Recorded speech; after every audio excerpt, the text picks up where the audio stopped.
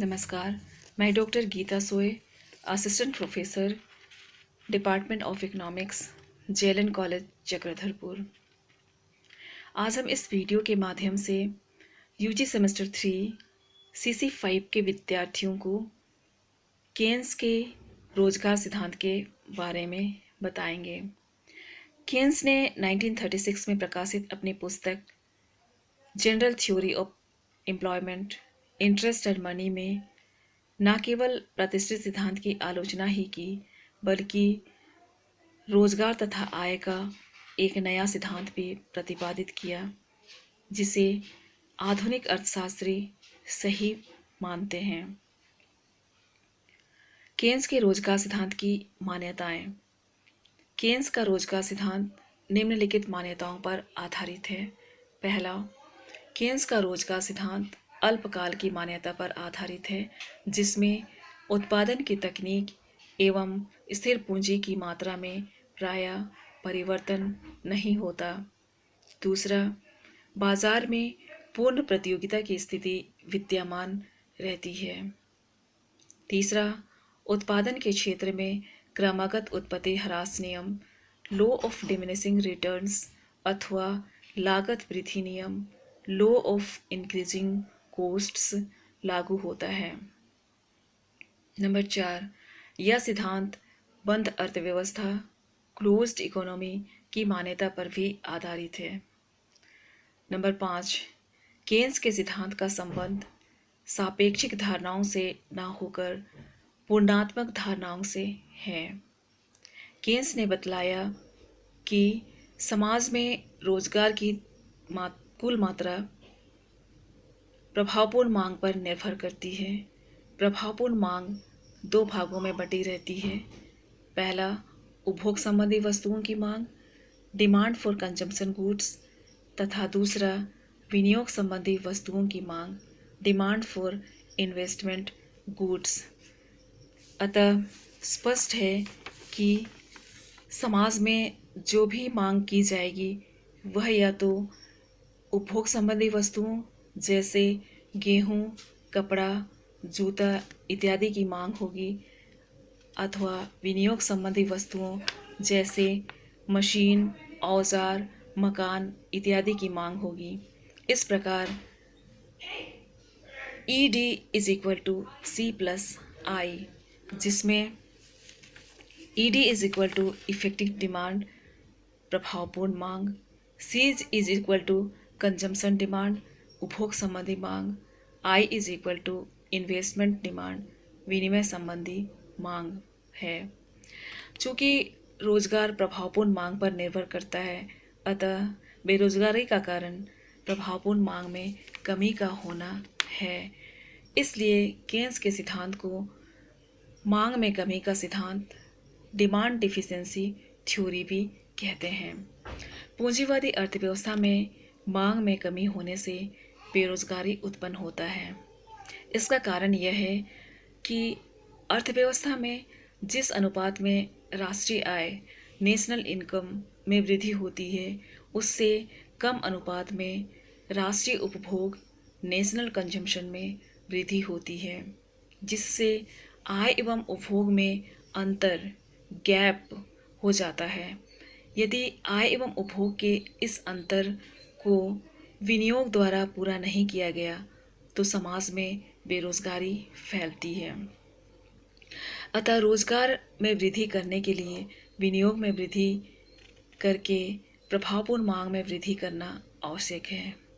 इस प्रकार केन्स के रोजगार सिद्धांत का मुख्य बिंदु प्रभावपूर्ण मांग की धारणा है। इसलिए केन्स के रोजगार सिद्धांत को प्रभावपूर्ण मांग का सिद्धांत भी कहते हैं।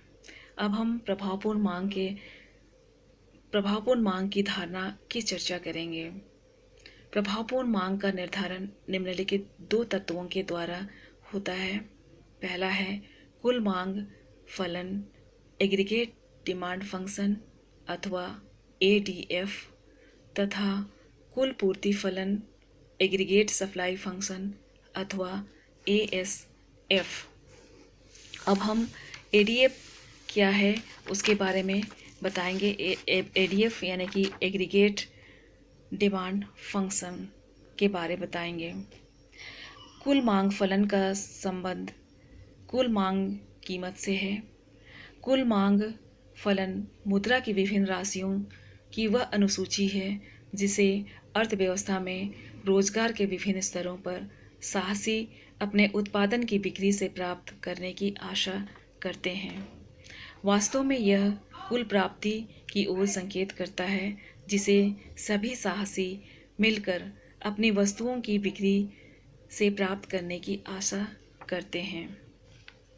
दूसरा, एग्रीगेट सप्लाई फंक्शन ASF।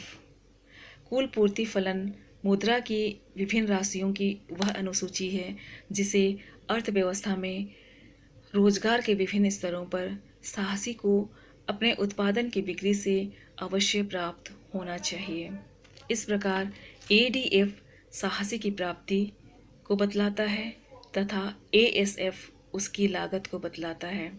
अतः स्पष्ट है कि यदि साहसियों की प्राप्ति उनकी लागत से कम होगी तो वे उत्पादन करना बंद कर देंगे और मजदूरों को रोजगार पर नहीं लगाएंगे। अतः अर्थव्यवस्था में जब तक लागत प्राप्ति से कम रहेगी तब तक रोजगार में वृद्धि होती जाएगी और यह प्रक्रिया तब तक चलती रहेगी जब तक कि लागत एवं प्राप्ति दोनों एक दूसरे के बराबर ना हो जाए। जिस प्रकार मार्शल के अनुसार मूल्य का निर्धारण मांग एवं पूर्ति की शक्तियों के द्वारा होता है, उसी प्रकार केन्स के अनुसार प्रभावपूर्ण मांग का निर्धारण ADF तथा ASF के द्वारा होता है।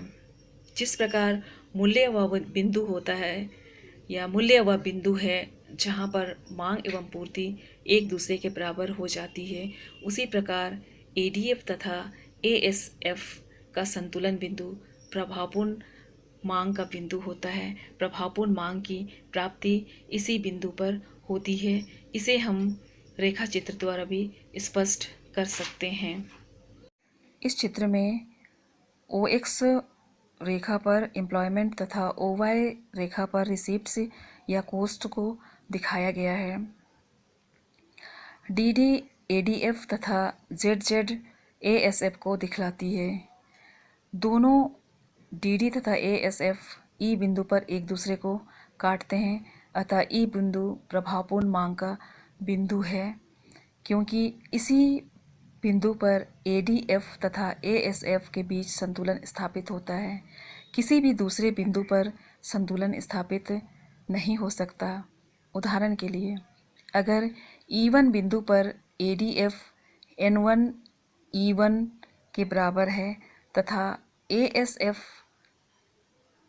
N1 M1 के बराबर है, ADF ASF से E1 M1 के बराबर अधिक है, ऐसी अवस्था में साहसी मजदूरों की संख्या में वृद्धि करेंगे क्योंकि आय लागत से अधिक है। रोजगार की यह वृद्धि E बिंदु तक जारी रहेगी क्योंकि वहाँ पर पुनः ADF तथा ASF एक दूसरे के बराबर हो जाएंगे। इसी प्रकार E2 बिंदु पर ADF N2 M2 के बराबर है तथा ASF N2 E2 के बराबर है, अतः यहाँ पर ASF ADF से E2 M2 के बराबर अधिक है। ऐसी अवस्था में साहसी रोजगार की मात्रा ON2 तक नहीं बढ़ा सकते क्योंकि उन्हें हानि होगी। इसका कारण यह है कि यहाँ पर लागत आय से अधिक है। इस प्रकार संतुलन का बिंदु केवल E है क्योंकि इस E बिंदु पर ADF तथा ASF दोनों बराबर है। यहाँ पर ध्यान देने की बात यह है कि संतुलन बिंदु E पर यह आवश्यक नहीं है कि अर्थव्यवस्था पूर्ण रोजगार फुल एम्प्लॉयमेंट की स्थिति में हो। प्रायः ADF तथा ASF में पूर्ण रोजगार से कम की स्थिति रहने पर भी संतुलन हो जाता है। ADF तथा ASF पूर्ण रोजगार की स्थिति में भी एक दूसरे के बराबर हो सकते हैं, लेकिन इसके लिए विनियोग में इतनी वृद्धि होनी चाहिए कि आय एवं उपभोग में अंतर गैप को पूरा करके पूर्ण रोजगार की स्थिति ला दे। लेकिन प्रोफेसर केन्स का विचार है कि प्रायः विनियोग इस अंतर को पूरा नहीं कर पाता, जिससे एडीएफ तथा एएसएफ का संतुलन पूर्ण रोजगार से कम की स्थिति में भी हो जाता है। प्रोफेसर केन्स ने अपने रोजगार सिद्धांत में एएसएफ पर ध्यान कम दिया है। अल्पकाल में कुल पूर्ति प्रायः स्थिर रहती है। उन्होंने अपने रोजगार सिद्धांत में एडीएफ पर अधिक जोर दिया। यही कारण है कि केन्स के रोजगार सिद्धांत को मांग का प्रभावपूर्ण सिद्धांत कहा जाता है। प्रोफेसर केन्स के अनुसार यह मांग फलन दो बातों पर निर्भर करती है। पहला है उपभोग की प्रवृत्ति, प्रोपेंसिटी टू कंज्यूम, तथा दूसरा विनियोग की प्रेरणा, इंड्यूसमेंट टू इन्वेस्ट। इन दोनों बातों पर हम लोग अगले क्लास में या अगले वीडियो के माध्यम से हम विस्तार से चर्चा करेंगे।